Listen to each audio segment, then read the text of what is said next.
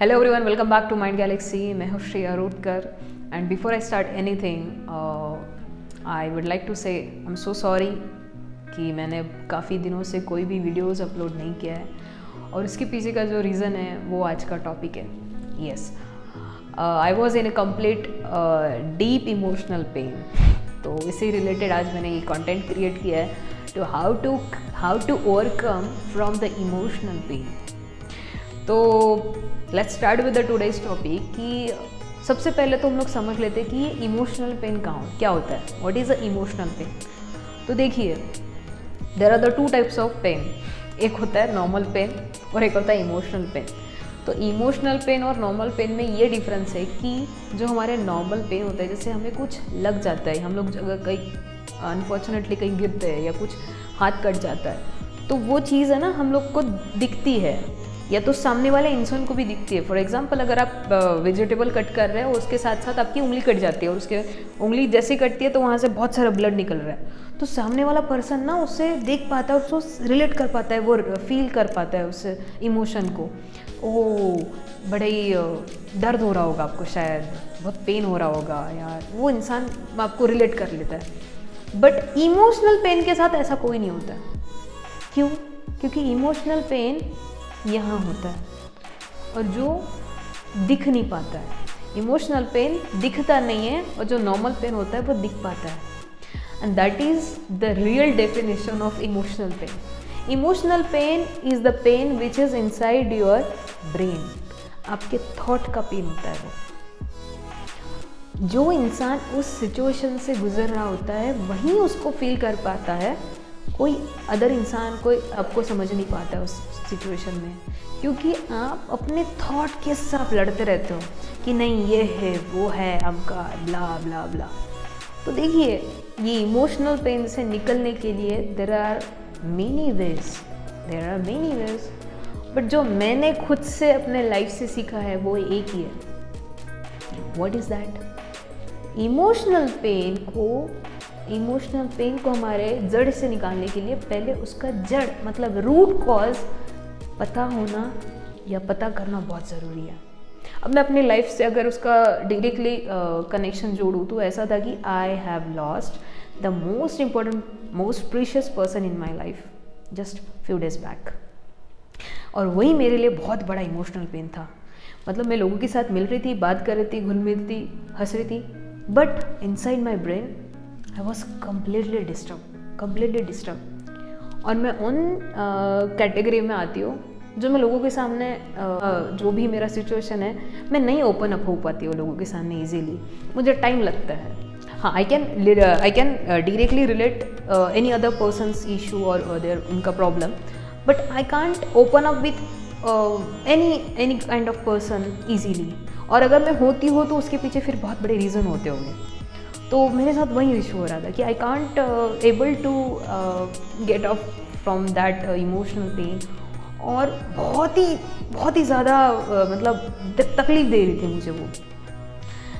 फिर मैंने क्या किया कि आई वॉज फाइंडिंग समवन कि मुझे संभाले, मुझे सपोर्ट दे, मुझे मेरी केयर करे एटलीस्ट.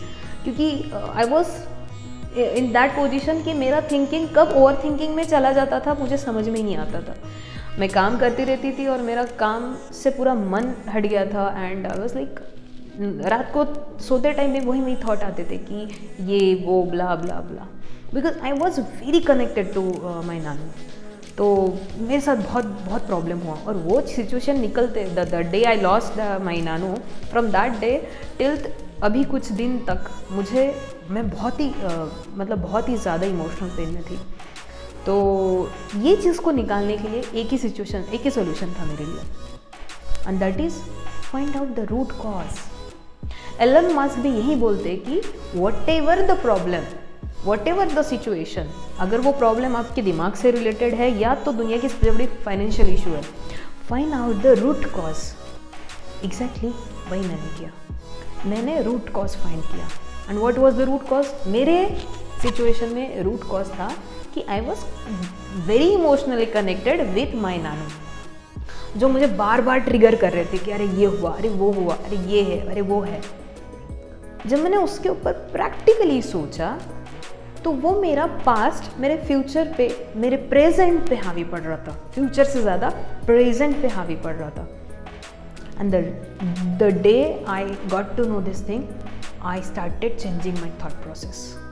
जो भी ऊपर लिंक आया हुआ है, जो that was the last video I think, तो उस समय में मैंने यही बोला था कि अगर आपको गुस्सा आता है तो गुस्से से निकलने के लिए एक सबसे छोटा सिंपल टेक्निक है, change your thought process. And that technique I used in my situation. Change the thought, मैंने थॉट प्रोसेस ही चेंज करना स्टार्ट कर दिया। और मेरा अगर कोई मतलब मेरे साथ कोई जुड़ा था तो मुझे बहुत से लोगों ने मुझे सपोर्ट भी किया, but that was a logic, again practical thing ना, कि कोई मुझे टाइम दे दे कि कितना देगा, they have their own life, ज़्यादा से ज़्यादा आधा घंटा, 1 घंटा या 2 घंटा, not much more than that. फिर उससे उभरने के लिए मुझे खुद को संभालना था। और आप कोई भी इमोशनल पेन में हो, अगर आपका ब्रेकअप हुआ है, आपने किसी को खोया है, वॉट एवर द लॉस, और कुछ भी हुआ हो, you have to handle by your own. Because जब आप गिरते हो तो आपको उठना ही खुद से होता है। That what's the life taught me. ये सारी चीज़ों में और एक चीज़ें हमें बहुत इम्पोर्टेंट पता चल जाती है कि ये जब आप इमोशनल पेन में होते हो ना, तब आपको समझ में आता है कि हु इज़ योर्स। आपकी फैमिली में आपका कौन है, आपके फ्रेंड्स सर्कल में कौन होता है, आप जिन फ्रेंड्स को अपनी फैमिली कंसिडर करते हो, क्या वो उसके लायक हैं, that are they actually your friends और योर फैमिली, ये आपको समझ में आता है। तो यहाँ पे और एक अच्छी सिचुएशन होता है, you can identify the person जिसमें आप सबसे ज़्यादा ट्रस्ट करते हो, जिसमें आप सबसे ज़्यादा रिलाई करते हो कि वो एक्चुअल में है या नहीं है। तो ये 2 चीज़ें मैंने ये सिचुएशन से, ये इमोशनल पेन से सीखी है। You can definitely overcome from your emotional pain, just find out the root cause, and emotional pain से निकलने के लिए आपको खुद को वहाँ से उभरना होगा। यही आज का सिंपल और सोबर टेक्निक है।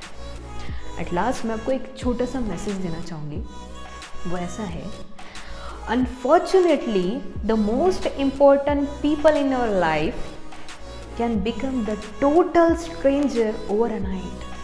Unfortunately, the most important people in our life can become the total stranger overnight. But fortunately, the total stranger can become the most important people in our life overnight. This process hurts. Yes, this process hurts a lot. But if we accept it, it will improve the quality of people in our life. So thank you so much for watching this video, or please take care of yourself, and till that, bye bye.